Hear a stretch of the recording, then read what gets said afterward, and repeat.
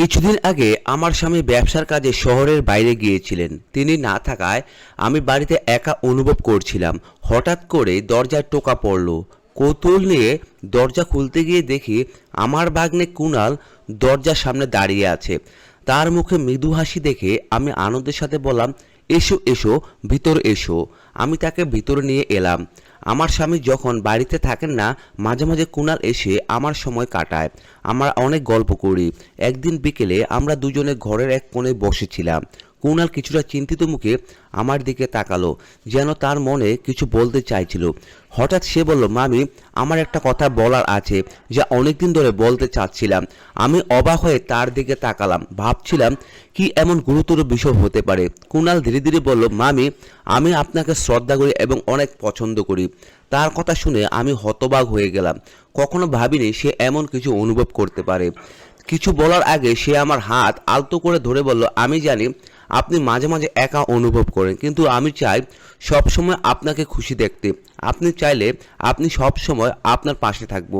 তার উপস্থিতি মনে এক অজানা অনুভূতি জেগে উঠল। কুণাল আমাকে খুব সম্মান করে, তাই তার কথা শুনে কিছুটা অবাক হলাম। এরপর সে ধীরে ধীরে আমাকে আলিঙ্গন করব, যেন একে অপরের সান্নিধ্য থাকতে চাইলাম। তার উপস্থিতি আমার মনের সব শূন্যতা ভরিয়ে দিল। তার স্পর্শে অনেক আগে হারিয়ে যাওয়া অনুভূতির এক ঝলক জেগে উঠল, যা বহুদিন শেষ হয়ে গেছিল। বন্ধুরা, আজকের গল্পটা বিশেষ। দয়া করে গল্পটা পছন্দ হলে ভিডিওটি লাইক, শেয়ার এবং চ্যানেলটি সাবস্ক্রাইব করো। আমার নাম প্রিয়া। আমার বয়স 30 বছর। সবাই বলে আমার চেহারা 18 বছরের মতো, যদিও বয়স 30। আমি নিজের যত্ন নেই। আমার স্বামী রমেশ শহরে চাকরি করেন। তিনি প্রায় কাজের জন্য শহরে বাইরে থাকেন। তার অনুপস্থিতিতেও ঘরের সমস্ত দায়িত্ব আমি সুন্দরভাবে সামলাই। আমাদের একটি ছেলে ও মেয়ে আছে। ছেলের বয়স 10 এবং মেয়ের বয়স 8। আমাদের জীবন খুব সুন্দর শান্তিপূর্ণভাবে চলছিল, কিন্তু হঠাৎ কিছু বদলে গেল। আমি বুঝতে পারিনি কখন বা কিভাবে। আমি আমার স্বামীকে অনেক ভালোবাসি। ভাগ্নে কুণাল প্রায় আমাদের বাড়িতে আসতো। কয়েকবার আমি কুণালকে বলেছিলাম, প্রতিদিন এখানে কেন চলে আসো? তোমার জন্য কি আর কোনো কাজ নেই? প্রথমে তার কথা তেমন মন দিতাম না, কিন্তু যখনই সে আসতো আন্তরিকতা আপ্যায়ন করতাম। আমরা বসে গল্প করতাম আর বাড়ির কাজে সাহায্য করতো। একদিন সূর্যের আলো আমাদের জানলার ফাঁক দিয়ে ঘরে পড়ছিল। কুণাল বাড়িতে এলো, বারান্দার পাশে রাখা চেয়ারে বসলো। তার চোখে এক অদ্ভুত আলো। সাধারণ বিষয় নিয়ে কথা বললো, তার কথা যেন রহস্য লুকিয়েছিল। তখন তা বুঝিনি। একদিন বিকেলে আমরা বসে কথা বলছিলাম। হঠাৎ সে আমার দিকে এসে বলল, মামি, আপনি জানেন আপনি কতটা মুগ্ধকর। প্রথমে আমি অবাক হয়ে গেলাম, পরে হাসি দিয়ে বললাম, তোমার কথা বেশ মজার কুণাল। কিন্তু কুণাল তখন গম্ভীর ছিল। সে মাথা নেড়ে বলল, মামি, আমি মজা করছি না। সত্যি বলতে আপনার সৌন্দর্যে আমি মুগ্ধ। আপনার একটা ঝলক দেখার জন্যই বারবার আসি। আমি আপনাকে অনেক সম্মান করি। তার কথায় এক মুহূর্তের জন্য স্তব্ধ হয়ে গেলাম। একটু দ্বিধায় বললাম, তোমার কথার মানে কি কুণাল? তুমি কি আসলে কি বলতে চাইছো? সে হালকা হাসি দিয়ে উত্তর দিল, কিছু না, শুধু আপনার সাথে কিছু সময় কাটাতে চেয়েছিলাম। তার এই কথায় আমার মনে প্রশ্ন উঠল।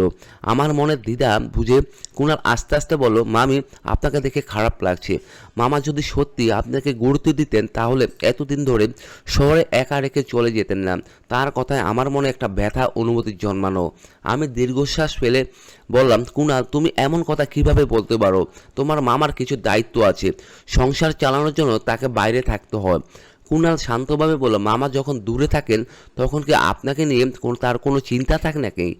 যদি সত্যি আপনার প্রতি তার যত্ন থাকতো, তবে আপনাকে একা রেখে যেতেন না।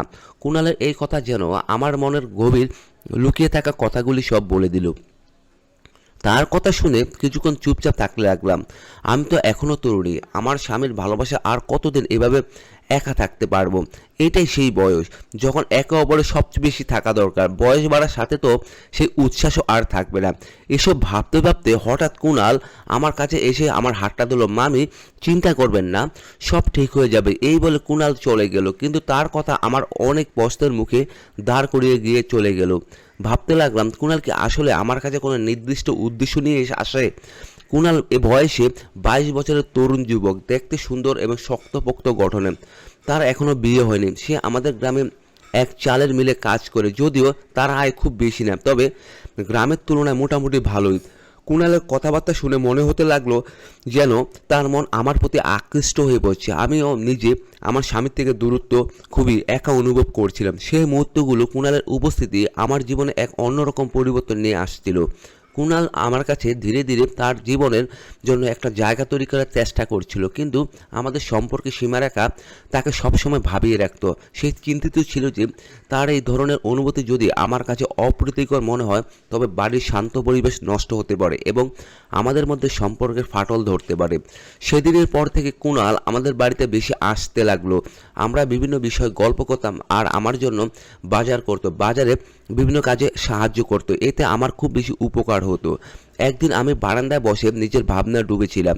কুণাল সেদিন আগে চলে গিয়েছিল, কিন্তু তার চলে যাওয়ার পর থেকেই তার চিন্তা আমার মনে ভরে গিয়েছিল। ভাবছিলাম সে আসলে আমার কাছে কি চাইছিল। তার কথা সারাদিন আমার মনে ঘুরপাক খাচ্ছিল। সেই রাতে ভালো মতো ঘুমাতে পারলাম না। কুণাল সবসময় আমার কাছে এক রহস্যময় ব্যক্তিত্ব ছিল। সে আকর্ষণীয় এবং দয়ালু, আর তার চোখে এক অজানা গভীরতা ছিল যা বুঝতে পারতাম না। কেবল তার রহস্যময় আমাকে আকর্ষণ করেনি, বরং যেভাবে সে আমার চারপাশে থাকতো তাতে এক অন্যরকম অনুভূতি জাগিয়ে তুলতো। এই অনুভূতির নির্দিষ্ট কোনো নাম আমি দিতে পারতাম না। তার ব্যবহারও আমার কাছে অনেক ভালো লাগতো। কয়েকদিন পর আমার স্বামী রমেশ ছুটিতে বাড়িতে ফিরে এলেন। আমি দরজা দাঁড়িয়ে তার জন্য অপেক্ষা করছিলাম। আমাকে দেখে তার চোখে আনন্দের ঝিকির ফুটে উঠল। সে আমাকে জড়িয়ে দিল। তার উষ্ণ আলিঙ্গনে সে আমার সমস্ত দুশ্চিন্তা দূর হয়ে গেল। সে রাতে ডিনারের টেবিলে বসে আমি রমেশের কাছে নিজের অনুভূতির কথা চেপে রাখতে পারলাম না। বললাম, তুমি যখন বাড়িতে থাকো না তখন মন একদম ভালো থাকে না। তুমি যদি বাইরে থেকে কোনো কাজ করতে পারো তবে আমাদের জন্য ভালো হবে। একা একা দুই ছেলে মেয়েকে সামলানো খুব কষ্টকর। যদি সেটাও সম্ভব না হয় তাহলে আমি আর বাচ্চাদের সঙ্গে তোমার সঙ্গে শহরে চলে আসব। আমার মন এখানে আর একা থাকতে চায় না। আমার কথা শুনে রণ একটু হেসে বলল, তুমি কি পাগল হয়ে গেছো নাকি? আমাদের বয়স তো আর কম নেই, আর বাচ্চারাও বড় হয়ে যাচ্ছে। আমি হেসে উত্তর বললাম, আমাদের বয়স নিয়ে এত চিন্তা করছো কেন? এই বয়সে তো অনেকে নতুন করে জীবন শুরু করে, নতুন সংসার গড়ে তোলে। তোমার বয়সই বা কত হয়েছে? আমার কথা শুনে রমেশ আর কিছুই বলল না। 4 দিনের জন্য সে বাড়িতে ছিল, আর সে সময়টুকু আমি খুব খুশি ছিলাম। কিন্তু জানতাম 4 দিনের পর আমি আবার একা হয়ে যাব। সে একাকিত্ব আমাকে কষ্ট দেয়। আমার স্বামী যখন দূরে থাকে তখন তার অভাব আমাকে ব্যথিত করে। এসব ভাবনা আমাকে বিষণ্ণ করে তুলেছিল। আমার ভাগ্নে কুণালের উপস্থিতি এবং তার সান্নিধ্যে একটু স্বস্তি খুঁজতে চাইছিলাম, যদিও তার সঙ্গে কাটানো সময়টা আমার জীবনে এক অন্যরকম অনুভূতি নিয়ে এসেছিল। কুণালের গল্পগুলো আমাকে এমনভাবে ছুঁয়ে গিয়েছিল যে তার প্রতিটি কথায় আমার মনের গভীরে এক অদ্ভুত ভালোবাসার জন্ম নিয়েছিল। প্রতিদিন তার সঙ্গে দেখা করার আকাঙ্ক্ষা আরও তীব্র হয়ে উঠছিল। তার অপেক্ষা করতে পারছিলাম না। তাই হঠাৎ করে ফোন তুলে নিয়ে তার বাড়িতে ফোন করলাম। উত্তেজিতভাবে জিজ্ঞেস করলাম, কুণাল কবে ফিরবে? অনেকদিন তো ওকে দেখি না। আমার কণ্ঠে উচ্ছ্বাসে সামলাতে পারলাম না। ওর উপাস থেকে হাসতে হাসতে উত্তর দিল, ও আগামী সপ্তাহে আসছে। তোমার সঙ্গে দেখা করতে ও খুব উৎসুক। এই খবরটা শুনে আনন্দের বহু বয়ে গেল। ভাবছিলাম সেই তরুণের সঙ্গে আবার দেখা হবে, যে তার গল্প দিয়ে আমার কল্পনা এক নতুন জগৎ তৈরি করেছে। দিনগুলো ধীরে ধীরে কাটছিল আর আমি অপেক্ষার প্রতিটি মুহূর্ত গুনছিলাম। একদিন হঠাৎ করে দরজা কড়া নাড়ার শব্দ শুনতে পেলাম। দরজা খুলে দেখে আমার ভাগ্নে কুণাল দাঁড়িয়ে আছে। সে গভীর দৃষ্টিতে আমার দিকে হেসে বলল, মামি এবার বলো তুমি আমাকে কেন ডেকেছো? আমি হেসে ঘরে ঢুকতে দিলাম এবং দরজা বন্ধ করে তার সঙ্গে আলাপ শুরু করলাম। কিছুক্ষণ পর গল্প করার পর আমি রান্নাঘরে গিয়ে চা বানাতে শুরু করলাম। কুণালের সঙ্গে কাটানো সেই মুহূর্তগুলো আমার জীবনে এক নতুন মাত্রা যোগ করেছিল। আমি 2টি গ্লাসে চা নিয়ে ফিরে এসে কুণালের পাশে বসলাম। তখন কুণাল আমাকে জিজ্ঞেস করলো, মামা কি এসেছিলেন? আমি একটু ম্লান এসে বললাম, হ্যাঁ এসেছিলেন, তবে 4 দিন থেকে শহরে ফিরে গেলেন। আমার মুখের ভাব কুণাল বুঝতে পারলো যে আমি হয়তো স্বামীর সান্নিধ্যে পুরোপুরি খুশি নই। সেই সুযোগে সে বলল, মামি আমি আপনাকে কিছু বলতে চাই, কিন্তু ভয় পাচ্ছি আপনি হয়তো রাগ করবেন। আমি তাকে বললাম, বলো কি বলতে চাও? সে তখন একটু দ্বিধা নিয়ে বলল, মা আমি সত্যি বলতে কি আমি আপনাকে খুব ভালোবাসি। আপনার প্রতি আমার মনে একটা আলাদা অনুভূতি জন্মেছে। কুণাল কথাগুলো এক নিঃশ্বাসে বলে ফেললো। আমি তার কথা শুনে হতভম্ব হয়ে গেলাম। রাগান্বিত স্বরে বললাম, তুই কি বলছিস? ভালোবাসা মানে কি জানিস? আমাদের বয়সের ফারাকটা দেখেছিস? আর মনে রাখ আমি তোর মানি, তোর আত্মীয়। তখন কুণাল শান্তভাবে বলল, আমি কি করব মামি, আমার হৃদয়টা যেন আপনার জন্য থেমে গেছে, আপনার চেহারায় সবসময় আমার মন জুড়ে থাকে। আমি বললাম, তুই একদম পাগল হয়ে গেছিস, একবার ভেবে দেখ, যদি পরিবারে কেউ এটা জানে তাহলে কি হবে। কুণাল তখন চেয়ার থেকে উঠে আমার কাছে আসে, হেসে বলল, তার এই আচরণে এক বনে বিচলিত হলাম না। যদিও পরিবেশের বেশ অস্বস্তিকর হয়েছিল, তবুও কুণালের আত্মবিশ্বাস যেন আরও বেড়ে গেল, কারণ আমি যদি কোনো আপত্তিও তো করিনি। সে আমার হাত ধরে ধীরে ধীরে আমার কাছে টেনে নিল। কুণাল তখন নরম গলায় আমার কানে কিছু বলার ফিসফিস করে বলেছিল, আর আমার মনে কোনো দ্বিধা ছিল না। আমরা কিছুক্ষণ একে অপরকে আঁকড়ে থাকলাম, কারণ সেই মুহূর্তটা আনন্দের বহুদিন পর অনুভব করছিলাম। কিছুক্ষণ পর কুণাল তার ফোন নাম্বার দিয়ে আমাকে বিদায় দিল, তবে যাওয়ার আগে আবার দেখা করার প্রতিশ্রুতি রেখে গেল। সেই দিনের পর আমার জীবনে এক নতুন মোড় নিল। মাঝে মাঝে ভাবতাম, যদি সম্পর্কের কথা প্রকাশ্যে আসে তবে কি হবে। এরপর থেকে কুণালের আশায় অপেক্ষা করতে লাগলাম। এদিকে একদিন হঠাৎ করে আমার স্বামী বাড়ি চলে এলো। তার শরীর খারাপ ছিল, কিন্তু সেই সময় কুণাল বাড়িতে ছিল না। আমি খুব ভয় পেয়ে গেলাম যদি স্বামীর সামনে কুণাল এসে পড়ে। সঙ্গে সঙ্গে কুণালকে ফোন করে সতর্ক করলাম। 15 দিন পর আমার স্বামী আবার ফিরে গেল, কিন্তু আমার মনে এক ভয়ের বাসা বাঁধল। যদি কোনো পাড়া প্রতিবেশী আমাকে বলে দেয় যে তার অনুপস্থিতিতে কুণাল প্রায়ই আসে। একদিন আমার এক প্রতিবেশী আমাকে সতর্ক করে বলল, তোমার বাড়িতে এভাবে যুবক আসা ছেলেটি আসা যাওয়া ঠিক নয়। এখন তো তোমার সন্তানেরাও বড় হয়ে গেছে, তাদের খেয়ালও রাখতে হবে। আমি স্রেফ বললাম, তুমি আমাদের নিয়ে চিন্তা করো না, এখানে কেউ আসে না। সে বলল, তোমার বাড়িতে তোমার ভাগ্নে অবাধে আসা যাওয়া করে। এতে প্রতিবেশীর মনেও সন্দেহ সৃষ্টি হয়েছে। একদিন এক প্রতিবেশী আমার স্বামীকে বলল, কুণাল তোমার ভাগ্নে তোমার উপস্থিতিতে বাড়িতে আসে, তোমার এ বিষয়ে নজর রাখা উচিত। একথা শুনে আমার স্বামীর মনে হলো কিছু একটা গণ্ডগোল চলছে। তখন সে আমাকে জিজ্ঞেস করলো, এই কুণালের ব্যাপারটা কি? স্বামীর প্রশ্ন শুনে আমার মুখ ধরধর করতে লাগলো। আমি বললাম, তুমি কি বলছো? ও আমার ভাগ্নে, যদি ও মাঝে মাঝে আসে তাতে সমস্যা কোথায়? স্বামী তখন বলল, যদি আমি বাড়িতে থাকি তবে তাকে এখানে আসতে মানা করে দাও, তাই না? আমি উত্তরে বললাম, তুমি কি বলছো? তুমি জানো এসব শুনলে আমাদের সম্পর্ক খারাপ হয়ে যাবে, কারণ সে তো আমাদের পরিবারের অংশ। স্বামী বলল, আমি আমার সন্তানের যত্ন নিতে পারি। তখন মনে মনে ভাবলাম, তুমি যখন বাড়িতে থাকো না তখন আমি কিভাবে একা থাকি এটা শুধু আমিই জানি। সে মাঝে মাঝে এসে আমার বাচ্চাদের সঙ্গে খেলাধুলা করে, তাদের সাথে সময় কাটায়। আমি একা মেয়ে হয়ে বাচ্চাদের কিভাবে সামলাই সেটা শুধু আমিই জানি। স্বামী তখন বলল, আমি তো তোমাদের সবার জন্য বাড়ি থাকি, তুমি কি মনে করো তোমাকে ছাড়া আমার কি বাইরে ভালো লাগে? আমার মনে সন্দেহ তৈরি হতে হয়তো প্রতিবেশীরা স্বামীর কানে কিছু কথা তুলে দিয়েছে, তাই সে কুণালের ব্যাপারে এই ধরনের প্রশ্ন করেছে। যখনই স্বামী বাড়িতে আসতো তার মন খারাপ থাকতো, আর আমি বুঝতে পারতাম পরিস্থিতি জটিল হয়ে যাচ্ছে।